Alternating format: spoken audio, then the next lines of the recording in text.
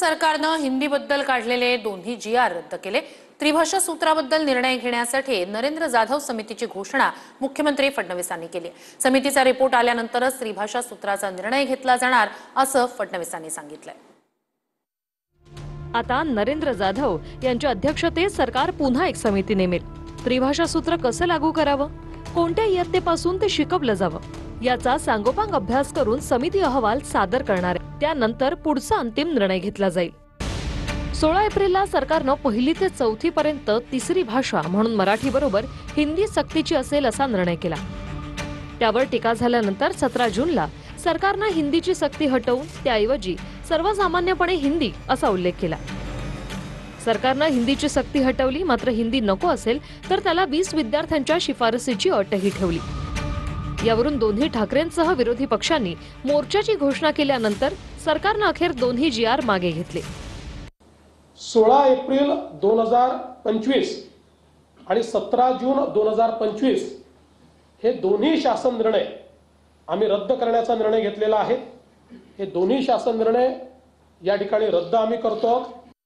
त्रिभाषा सूत्राच्या संदर्भात ही भाषा कुठल्या वर्गापासून लागू करावी, ती कशा प्रकारे करावी, कुठली करावी, काय मुलांना चॉईस द्यावा याचा निर्णय करण्याकरता राज्य सरकारच्या वतीनं डॉक्टर नरेंद्र जाधव यांच्या नेतृत्वात एक कमिटी तयार करण्यात येईल। आपण सगळे जाणता डॉक्टर नरेंद्र जाधव साहेब प्लॅनिंग कमिशनचे मेंबर होते, कुलगुरू होते, शिक्षण तज्ञ म्हणून त्यांना आपण ओळखतो। त्यामुळे त्यांच्या नेतृत्वामध्ये एक समिती या ठिकाणी तयार केली जाईल। त्यात काही सदस्य अजून असतील, त्यांची नावं लवकरच घोषित केली जातील आणि या समितीचा रिपोर्ट आल्यानंतरच त्रिभाषा सूत्र त्या रिपोर्टच्या आधारावर या ठिकाणी लागू केलं जाईल। 21 सप्टेंबर 2020 रोजी महाराष्ट्राचे तत्कालीन मुख्यमंत्री उद्धव ठाकरेजी यांनी हे शैक्षणिक धोरण कशा प्रकारे लागू करायचं याकरता एक तज्ञ समिती नियुक्त केली होती।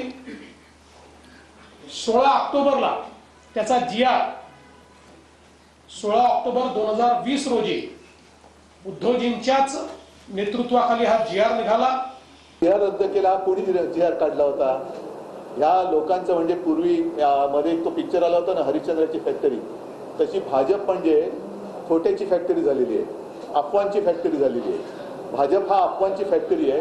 अफवा पसरायच्या, खोटं नाटक कथानक सादर करायचं, विरोधकांची बदनामी करून टाकायची आणि खोट्या मार्गाने विजय प्राप्त करणं हा भाजपचा एक आता धंदा झाला।